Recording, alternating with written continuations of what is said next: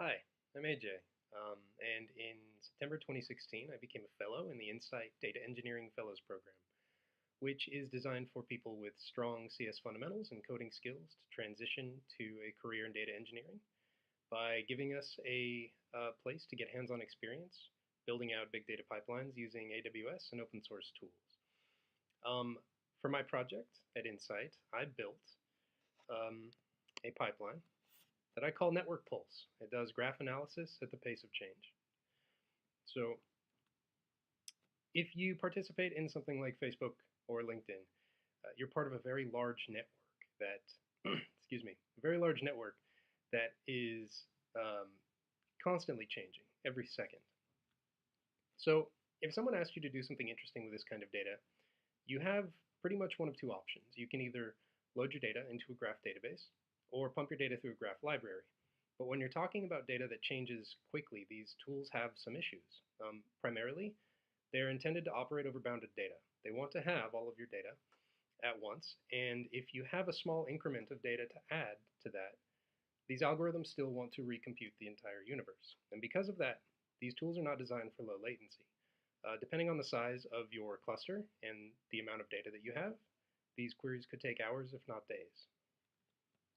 So I built Network Pulse.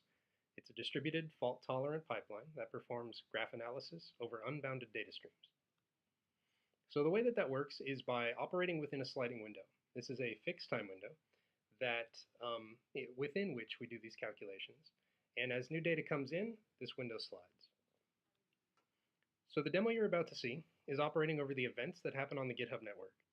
And the way that I've represented this is users on GitHub represent nodes in this graph, and the edges that connect the nodes are actual interactions that happen on GitHub. So for example, if I made a pull request to someone else's repository, then there would be nodes for each of us, and the connection would be between us representing that pull request.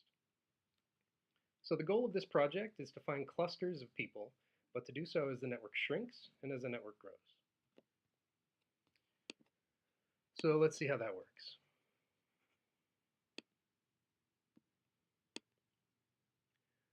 What you're seeing right now is the result of about 10,000 events per second being flushed through this pipeline. The nodes that you're seeing right now are clustered and set apart by different colors, and they are as I described. So each node is a representation of a user, and the edges are interactions that happen between users.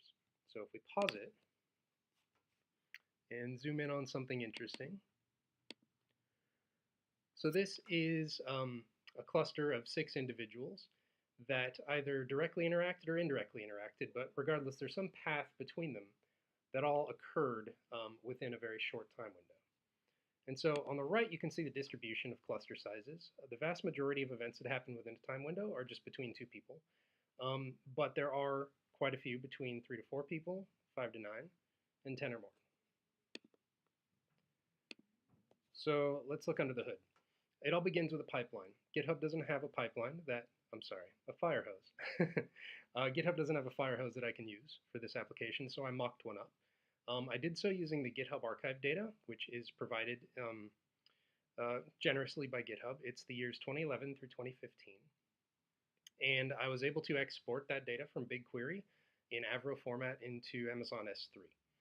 From S3, I'm streaming the records one at a time into a Kafka topic. So the records actually contain quite a bit more data than I need for this application.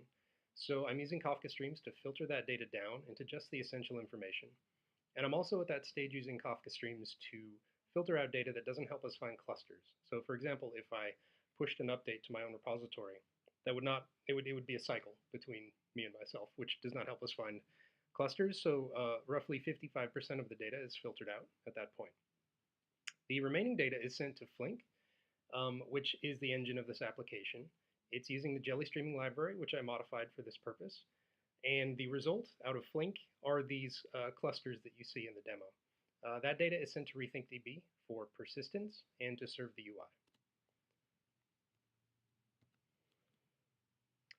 So as for my contributions, I made some modifications to Flink, specifically jelly streaming, to allow this kind of computation to happen. Previously, clustered components could be calculated over the entire history of the graph data using a tumbling window, and my modification allows clustered components to be found over sliding windows simply within the time windows, with no concept of a long history, to give you some sort of timely idea of clusters of individuals interacting. And I'm also in talks with the community to implement some neat algorithms like min, cut, max flow on top of this kind of graph data.